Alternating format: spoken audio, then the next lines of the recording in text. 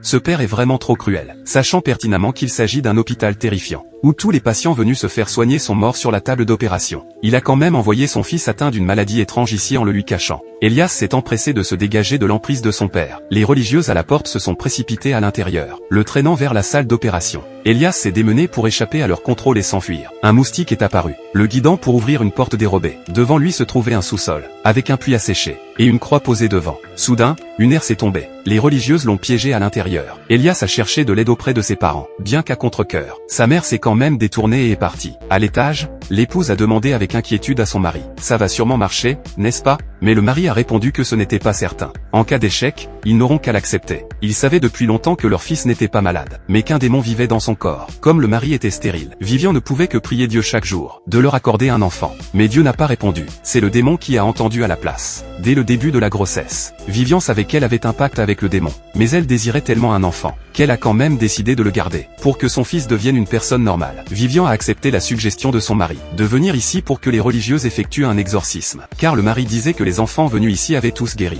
Mais maintenant elle réalisait qu'elle allait très probablement perdre son fils. Alors Vivian est descendue au sous-sol, et a dit à son fils qu'il n'était pas du tout malade. Mais Elias s'est soudain évanoui par terre. Elle s'est empressée d'ouvrir la porte et s'est précipitée vers lui. Elias, qui avait tout prémédité, s'est immédiatement relevé, et a assommé sa mère d'un coup. Elias s'est rué hors du sous-sol, mais avant qu'il ait pu s'enfuir de l'église, son père et les religieuses l'ont traîné dans la salle d'opération. À ce moment, la mère s'est réveillée dans le sous-sol. Elle a ramassé la croix à côté, qui contenait en fait un couteau. Elle a poussé le puits à sécher, qui était en fait rempli de cadavres d'enfants. En pensant que son fils finirait pareil, elle s'est immédiatement rendue à la salle d'opération, un couteau à la main pour empêcher les religieuses d'opérer. Elle voulait partir avec Elias. Le mari a fait semblant d'être d'accord, mais a passé le couteau à la religieuse, et lui a dit de commencer le rituel d'exorcisme. Les religieuses ont aspergé Elias d'eau bénite. Son corps a instantanément été brûlé et s'est décomposé. Il a hurlé de douleur et de rage.